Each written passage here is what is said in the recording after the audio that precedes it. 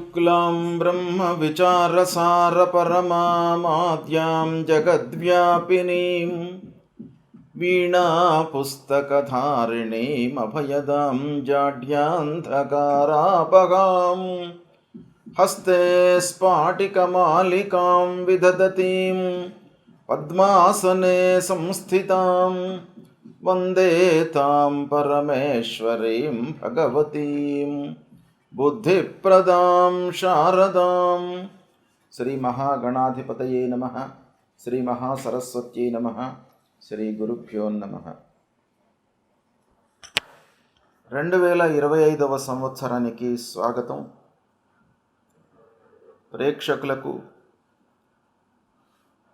శ్రోతలకు అందరికీ కూడాను 2025వ సంవత్సరము శుభాకాంక్షలు తెలియజేస్తూ, ఈ 2025వ సంవత్సరము అందరికీ కూడాను సుఖ సంతోషాలతో ఉండాలి అని చెప్పేసి ఆ భగవంతుణ్ణి ప్రార్థిస్తూ, 12 రాసులు ఈ సంవత్సరంలో 12 రాసులలో జన్మించినటువంటి వారికి ఈ 2025వ సంవత్సరంలో గోచార ఫలితాలు ఎలా ఉంటాయో తెలుసుకుందాం.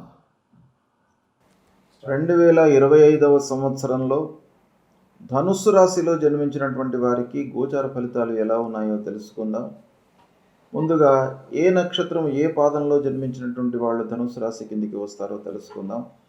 మూలా నక్షత్రం 1, 2, 3, 4 పాదములలో జన్మించినటువంటి వాళ్ళు, పూర్వాషాఢ నక్షత్రం 1, 2, 3, 4 పాదములలో జన్మించినటువంటి వాళ్ళు, ఉత్తరాషాఢ నక్షత్రం 1వ పాదంలో జన్మించినటువంటి వాళ్ళందరూ కూడాను ధనుస్సు రాశి కిందికి వస్తారు.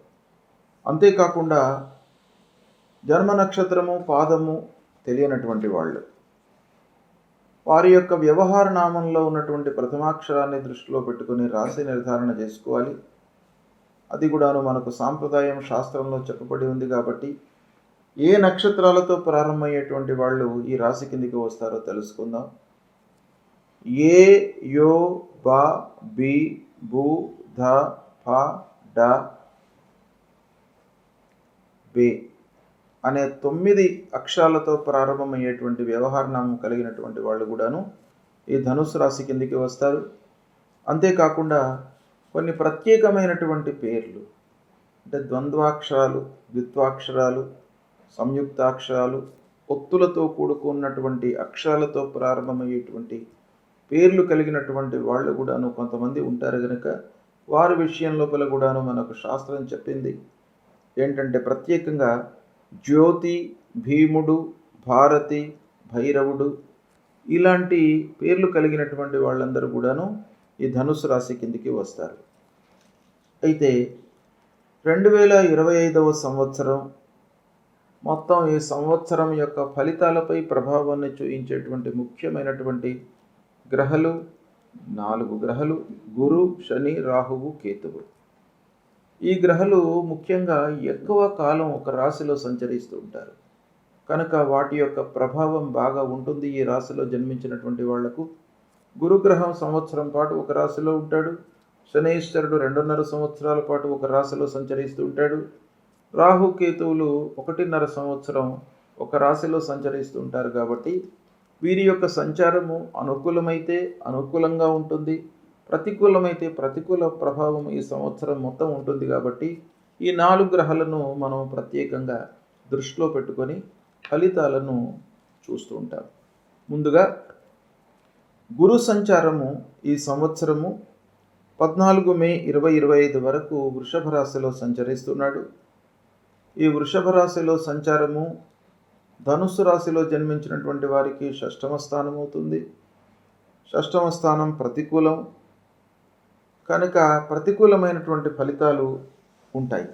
ఏంటంటే, ఈ 6వ స్థానం యొక్క లక్షణం ఏంటంటే, మనకు స్నేహితులు, గిట్టని వాళ్ళు, మన చుట్టూ తిరుగుతున్నటువంటి వ్యక్తులు, వారి వలన మనకు ఇబ్బందులు కలిగేటువంటి అవకాశాలు ఎక్కువగా ఉంటాయి. గిట్టని వారితో ఇబ్బందులు తప్పవు ఈ సమయం లోపల, అంటే 14 మే వరకు.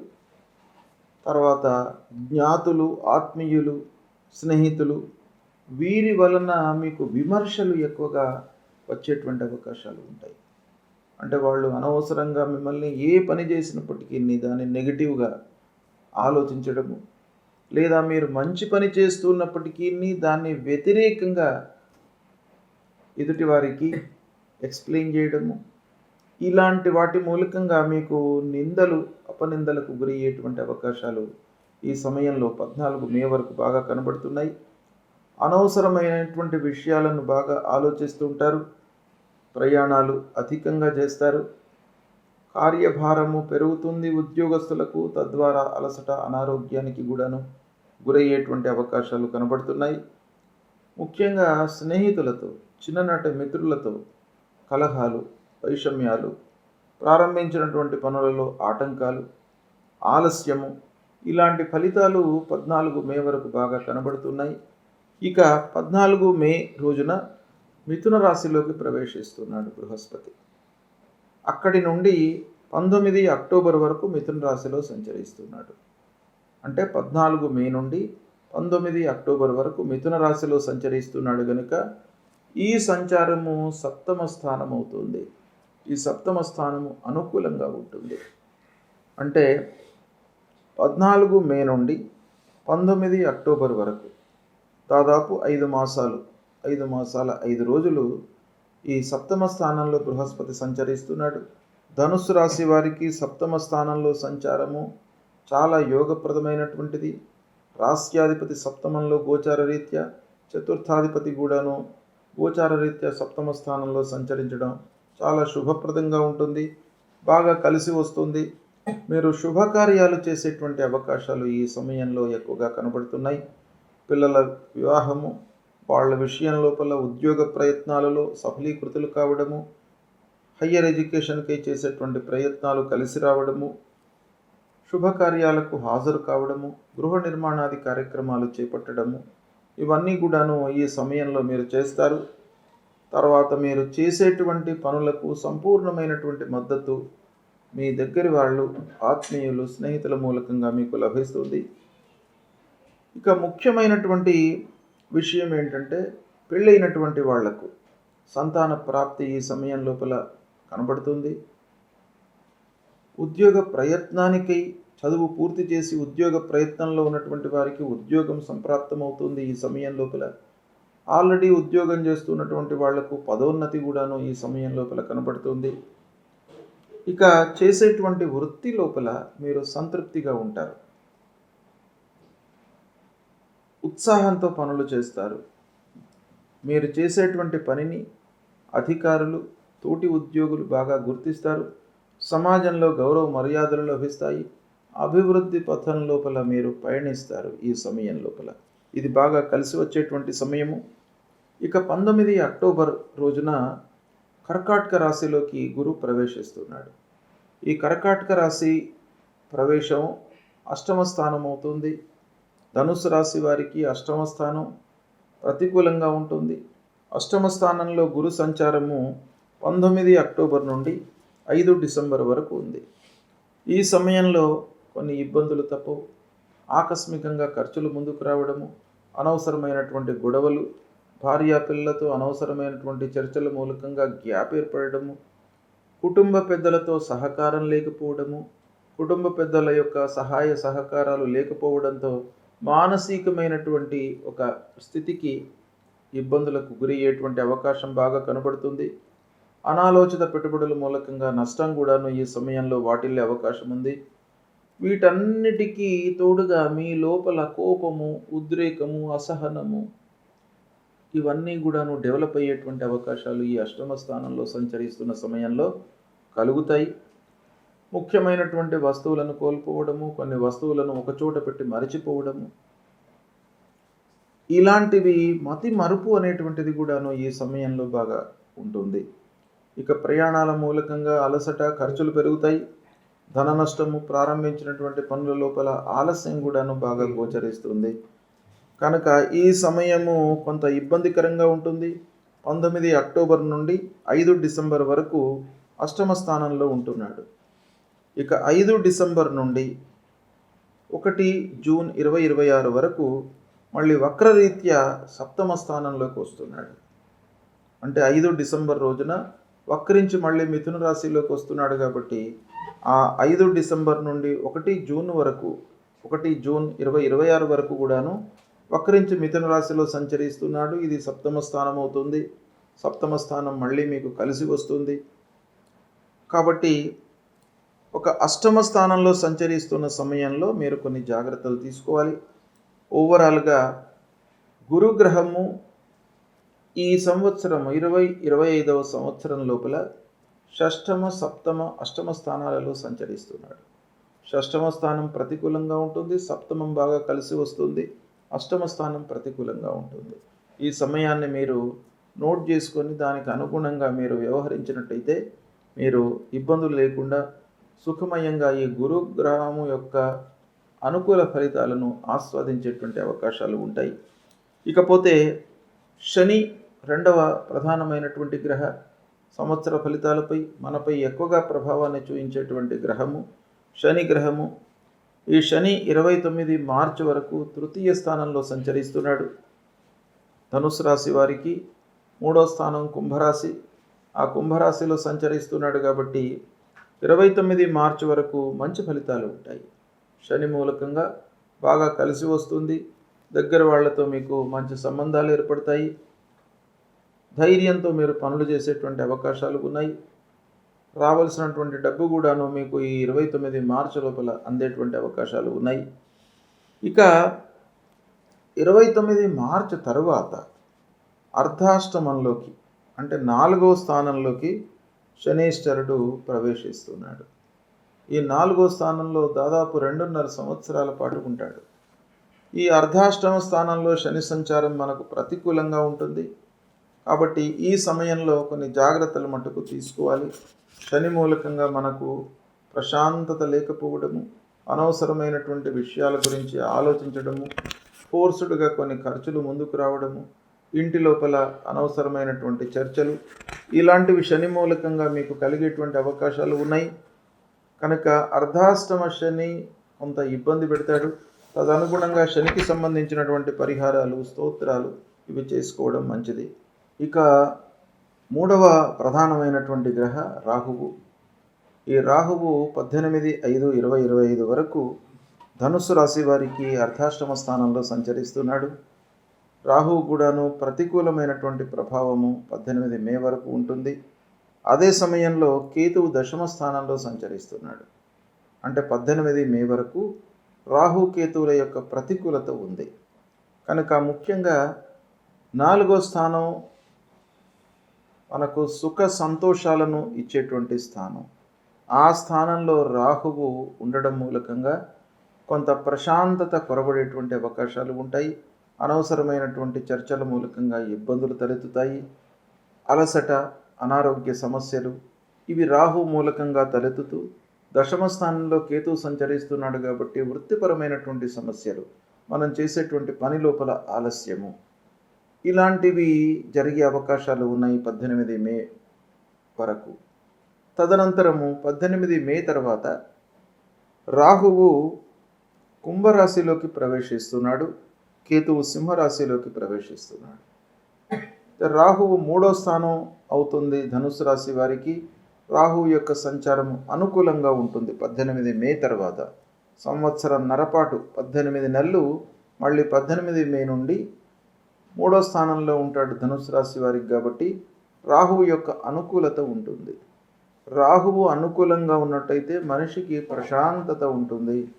అనవసరమైనటువంటి మానసిక ఇబ్బందులు ఉండవు. తర్వాత దగ్గరి వాళ్లతో మీకు అనుకూలమైనటువంటి సహాయ సహకారాలు అందుతాయి. అదృష్టం కలిసి వస్తుంది. ఇలాంటివన్నీ కూడాను 18 మే తర్వాత మీకు బాగున్నాయి.